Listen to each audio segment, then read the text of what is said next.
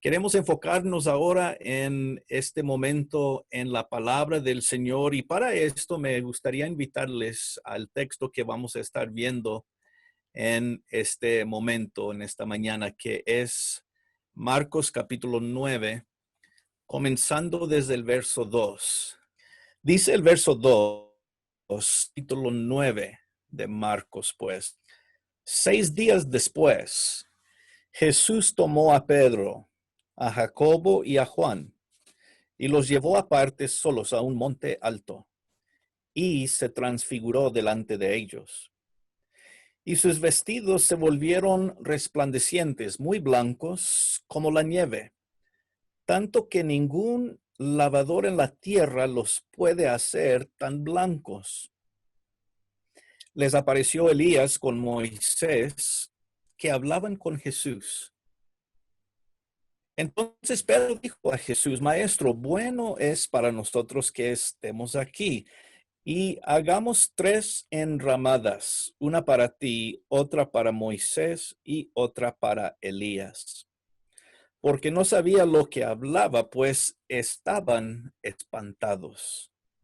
Entonces vi una nube que les hizo sombra y desde una voz que decía: Este es mi hijo amado, a él oíd.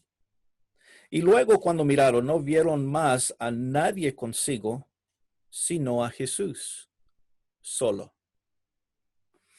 Muy bien, hermanos, cuando vemos este pasaje aquí de Marcos capítulo 9, estamos viendo uno de los eventos más importantes en la vida y el ministerio del Señor Jesús, lo que conocemos como la transfiguración. El momento cuando, como acabamos de leer, el Señor se transfigura, se transforma en su mera esencia, ¿verdad? Y este evento es tan importante, no solo en la vida del Señor Jesús, pero en lo que Marcos quiere resaltar de la identidad de Jesús. Como vemos, dice el verso 2 que eran días después. 6 días después de qué? Bueno, tenemos que volver al capítulo 8, verso 29, y en esa sección se nos habla de que Jesús le preguntaba a sus discípulos: ¿quién dicen las personas quién yo soy? ¿Qué dicen los demás? Algunos decían, bueno, es el profeta, otros decían, es Elías. Y cuando Jesús les hace la pregunta: ¿y ustedes quién dicen ustedes que yo soy? Pedro responde en el verso 29 y dice: tú eres el Cristo. Y de esta manera Pedro resalta la identidad del Señor Jesús. Tú eres el Cristo. Pero en verdad nos damos cuenta que tal vez Pedro no captaba todo lo que esto significaba. ¿Qué significa eso? Entonces, en esta sección nos damos cuenta que no tenía respuesta correcta, pero no sabía todo lo que eso significaba de verdad. Aquí, como vimos en el verso 2, se nos dice que Jesús tomó aparte a sus 3 discípulos más cercanos, a Pedro, a Jacobo y a Juan, y se los llevó aparte. Fíjense en la palabra solos, que quiere decir que solo eran los 4, nadie más, y se fue a un monte alto y allí se transfiguró ante ellos. Quiero llamar nuestra atención a esta palabra transfigurar, porque la palabra literalmente significa metamorfosis, es decir, un cambio de la esencia moral del Señor Jesús. Este evento no nos quiere decir solo que Jesús comenzó a brillar con una gloria, sino que su esencia cambió de ser solamente un ser humano para ser realmente de nuevo el ser divino, glorioso, eterno. Así que este evento es un milagro, podemos decir, porque Jesús sale de la normalidad que es ser humano, y vuelve, por decirlo así, a su forma gloriosa, eterna, divina. Y eso es lo que significa transfigurar, que cambió en su forma de carne y sangre y hueso solamente a ser el Dios, Hijo de Dios Todopoderoso, divino, glorioso. Que nosotros viéramos esto, dice, Marcos dice en el verso 3, que sus vestidos se volvieron resplandecientes. Y nos dice que en blanco, un blanco más fuerte, más blanco, blanquísimo, podríamos decir, que dice y añade Marcos que ningún lavador en la tierra los puede hacer tan blancos. Entonces, resplandecientes nos recuerda varios pasajes del Antiguo Testamento donde la presencia y la naturaleza de Dios son presentados por medio de la luz, ¿no? La luz que si nosotros tratáramos de ver, no pudiéramos verla. Es tan brillante la gloria de Dios. A veces cuando nosotros tratamos de ver el sol, no podemos ni abrir los ojos porque es demasiadamente fuerte. Pero la gloria de Dios debe ser aún más fuerte que la luz del sol. Recordando capítulo 34 y el verso 29, cuando Moisés bajó del monte de Sinaí, después de pasar tiempo con Dios, dice el texto bíblico que Moisés descendió con su rostro brillando porque había estado en presencia de Dios. Moisés mismo no tenía esa gloria, pero había estado en presencia de la gloria y por eso brillaba él. Y qué interesante cuando pensamos en esta gloria resplandeciente del Señor Jesús y nos recordamos de Moisés, que de repente en el verso 4 nos dice que apareció ahí Moisés con el Señor Jesús y también Elías. Pero fíjense en algo interesante aquí, hermanos, que Elías es mencionado primero. Dice que apareció con ellos Elías con Moisés. Y de esta forma quiere presentarnos que tal vez Elías es el que debemos, pues, ver la conexión con Jesús aquí. Y voy a explicar esto en un momento, pero ahí están los dos. Moisés, el gran dador de la ley, Elías, tal vez el profeta más conocido en la historia de Israel. Los dos aparecieron, que quiere decir otra vez que este es un milagro porque Moisés y Elías han estado muertos ya por siglos, ¿que no? Desde el Antiguo Testamento han pasado de la historia humana y están con Dios, pero vemos, hermanos, que no están muertos.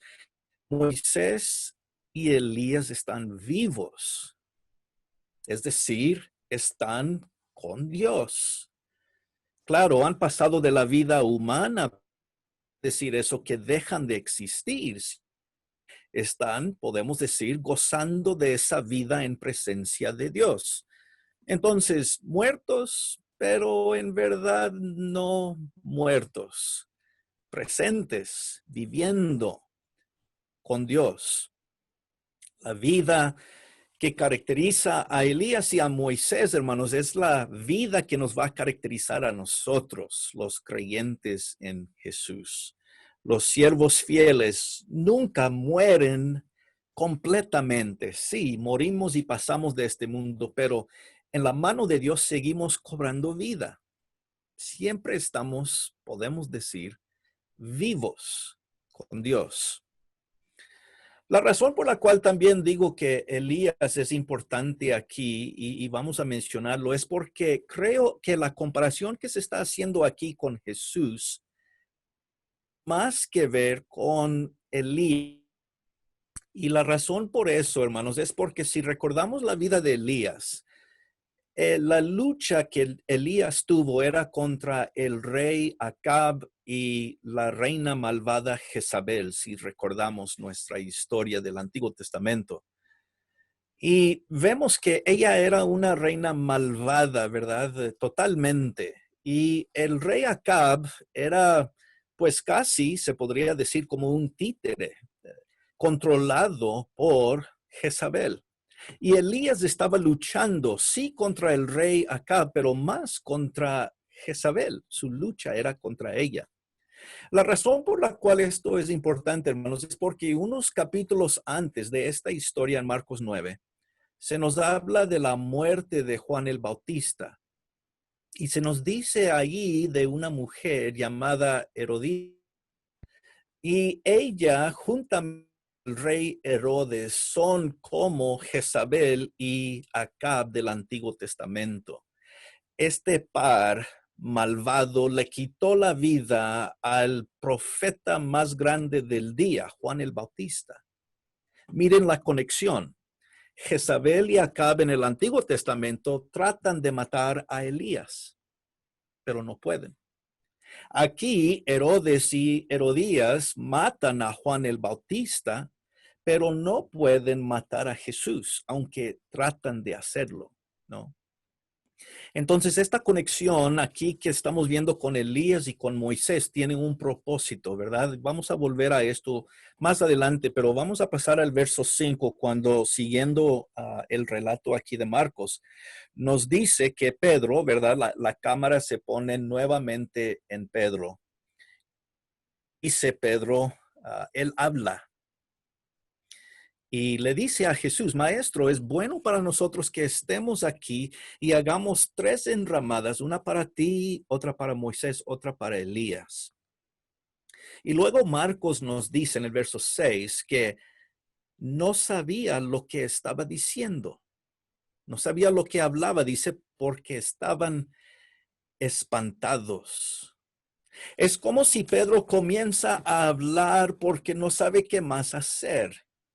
Pedro comienza a decir lo que se le viene a la mente y una vez más tiene algo de razón, pero en verdad Pedro no comprende la grandeza de lo que está viendo.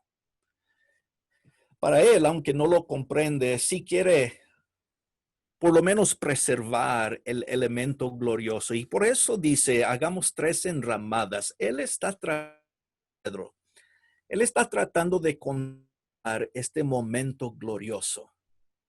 No quiere que se acabe. No quiere que pase este momento en la cual se ven en gloria con el Señor Jesús.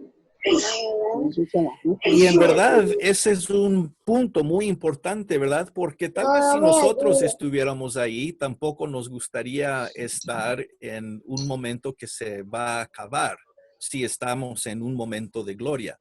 Por eso Él quiere conservarlo.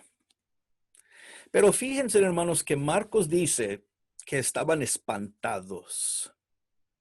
Pedro es el único ser humano quien habla en esta escena, ¿se fijan? Ni aún Jesús habla directamente en lo que Marcos presenta. Jesús hablaba con Elías y con Moisés, pero no habla a este momento. El único ser humano quien habla es Pedro, y lo que él habla no es correcto. Y por esta razón, hermanos, Dios habla.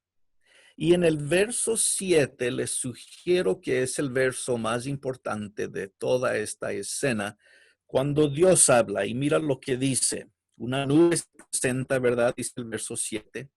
Y de esta nube sale una voz.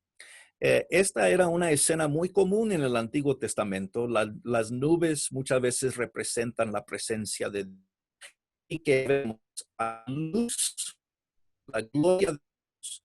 Hay una nube como en el monte de Sinaí. Dios está presente y ahora la voz habla. Y él dice, el Padre, ¿verdad? Dice, este es mi Hijo amado, a él oíd. A él oíd. La razón por la cual esto es tan importante es porque Dios habla para corregir la palabra de Pedro. Dios le llama la atención a los discípulos cuando Él les dice, este es mi Hijo amado, y finalmente esta palabra o esta frase ahí al final que dice, a Él oír, a Él oír. No oigan lo que Pedro acaba de decir, porque eso no es correcto. No queremos conservar este momento de gloria tanto. Jesús les está tratando de decir algo. Pongan atención. En otras palabras, es como si Dios le estuviera diciendo, Pedro, gracias por ello, pero tu trabajo no es hablar en este momento. Tu trabajo es escuchar a Jesús. Ese es un buen discípulo, el discípulo que oye al Señor, el que pone atención al Señor, no el discípulo que se pone al frente del maestro para decirle lo que debe ser hecho. El discípulo no le dice al maestro lo que debe hacer. El maestro le dice al discípulo lo que debe hacer. ¿Recuerdan la historia que viene antes de esto en el verso 33 del capítulo 8? Ahí Jesús les comienza a hablar de su sufrimiento que está por venir. Pero Pedro le toma aparte y comienza a reconvenirle. Dice el verso 33, pero él, volviéndose y mirando a los discípulos, este es Jesús, reprendió a Pedro diciendo, quítate de delante de mí, Satanás, porque no pones la mira en las cosas de Dios, sino en las de los hombres. Jesús reprende a Pedro y cuando él le dice, quítate de delante de mí, Satanás, la frase aquí realmente dice, ponte detrás de mí. No es solamente quítate de delante de mí. Jesús le dice a Pedro, Pedro, ponte detrás de mí, porque ese es el lugar del discípulo verdadero. El discípulo verdadero, hermanos, a Jesús. Él no guía a Jesús. Pedro está tratando de decirle a Jesús, no nos hables de tu sufrimiento, de tu muerte y todo esto. No, tú eres el rey. Tú eres el grandioso Hijo de Dios. Tú eres el Mesías. Pero esto era un estorbo, porque Jesús tiene que sufrir, tiene que morir. Y eso es lo que Pedro no entendía y no aceptaba. Entonces, si vemos el punto de vista de Pedro, hermanos, él nos presentaría a un Jesús poderoso, grande, fuerte, el Hijo de Dios, el Rey David, ¿verdad? Descendiente del Rey David, el Mesías. Este es el gran rey que hemos estado esperando. Vamos a ponerlo en un lugar para reinar y todo va a ser glorioso y todo. Pero ese no es el plan de Dios. El plan de Dios es que su hijo vaya a la cruz, que su hijo tendrá que sufrir. Y eso es lo que Pedro no está entendiendo. Pero gracias a Pedro, hermanos, que aquí estamos recordando cuál es el trabajo verdadero de un discípulo de Jesús. Y básicamente es esto. Y si no escuchan nada más esta mañana, si salen de aquí, de esta reunión, de esta prédica, de esta enseñanza, solo recordando estas dos cosas, entonces muy bien, hemos captado la esencia de este pasaje. Aquí está. El trabajo verdadero del discípulo de Jesús es dos cosas: oír y seguir. Oír y seguir. Fácil, ¿no? Dios el Padre le dice a Pedro, oíd a Jesús. No le digas qué debe hacer. Hay que escuchar a Jesús. Jesús le dice a Pedro, en esta sección que acabamos de ver, ponte detrás de mí y sígueme. Ese es el papel de un verdadero discípulo del Señor Jesús. No estar enfrente de Jesús diciéndole qué debe hacer y qué no debe hacer. El discípulo verdadero sigue al guía, quien es Jesús. Entonces, nosotros, hermanos, si estamos queriendo ser discípulos verdaderos de Jesús, tenemos que hacer lo mismo nosotros, oír y seguir, oír y seguir. Hay momentos que sí para hablar. Hay momentos que es más apropiado estar en silencio. Y eso es lo que Dios le está diciendo a Pedro, en verdad, aquí. Pedro, debes mantener silencio. No debes hablar. A ti te toca escuchar. Yo creo, hermanos, que cuando pensamos en esto para nosotros hoy en día, tal vez nosotros diríamos, sí, ¿cómo Pedro puedes decirle al Señor qué debe hacer? Eso no es correcto. ¿Y quién te piensas, Pedro, decirle al Señor lo que va a hacer y lo que no va a hacer? Y le echamos mucha culpa a Pedro. Y bien, es cierto, él no entendía, pero me hago pensar a mí mismo, porque nosotros, si queremos reconocer la fuerza de este pasaje bíblico, hermanos, nosotros somos Pedro. Es decir, nosotros hoy en día a veces pensamos lo mismo que Pedro, que no. Cuando Dios hace algo que no estamos de acuerdo, a veces nosotros preguntamos, Dios, ¿por qué estás haciendo esto? No, no debe ser así, debe ser de esta manera. O si nosotros no nos gusta una respuesta que Dios nos ha dado a oración, tal vez queremos corregir y decir, no, lo que yo pedí era esto y no me lo has dado, no me lo has concedido, ¿no? Muchas veces, hermanos, el punto es que nosotros cometemos el mismo error que Pedro, muchas veces. Queremos decirle a Dios lo que Él debe hacer. Queremos hablar cuando debemos mantener silencio y escuchar las palabras de Jesús. Bueno, y volviendo al texto, si nos preguntamos lo que deben escuchar, pues dice, oírle a Él, oírle a Jesús. Bueno, sí, es cierto. Jesús es el Hijo de Dios. Dios lo acaba de decir. Y qué interesante que en Marcos, hermanos, hay tres momentos como este, tres momentos en Marcos donde se declara la identidad de Jesús. En su bautismo, el Padre lo declara como su Hijo. Este es mi Hijo amado, en quien yo tengo complacencia. Aquí en la transfiguración, este es mi Hijo amado, a él escuchar. Y la tercera vez que alguien confiesa la identidad de Jesús es en el capítulo 15, cuando el centurión, viendo a la muerte del Señor Jesús ahí en la cruz, el centurión dice, verdaderamente, este era el Hijo de Dios, ¿verdad? Marcos quiere demostrarnos es que Jesús es el Hijo de Dios.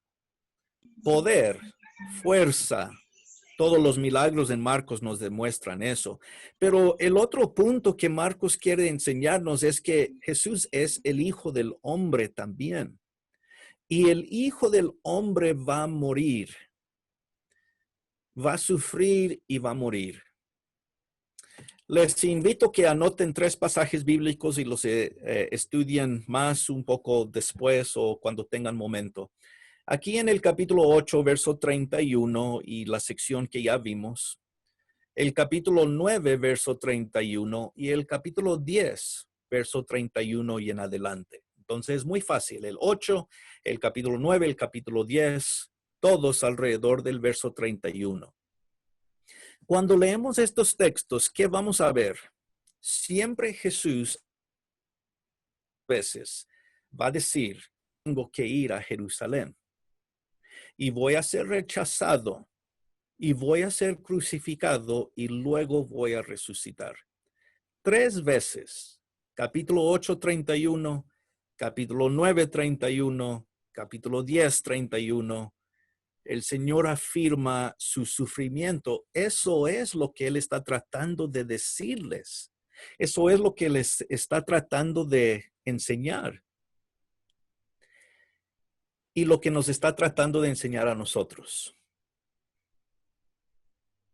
Hermanos, si nosotros escuchamos bien a Jesús, si verdaderamente lo estamos escuchando, entonces vamos a permitir que nuestro corazón, nuestra mente sean formados no solamente para ver los momentos gloriosos de Jesús, no solo en nuestra mente captar los momentos grandes como aquí en la transfiguración, pero también, hermanos, ser transformados a permitir que nosotros pasemos por el mismo camino que Jesús. Estemos dispuestos a sufrir el costo de ser discípulos verdaderos del Señor. Y lo que eso significa es que, así como Jesús siguió un camino hacia el sufrimiento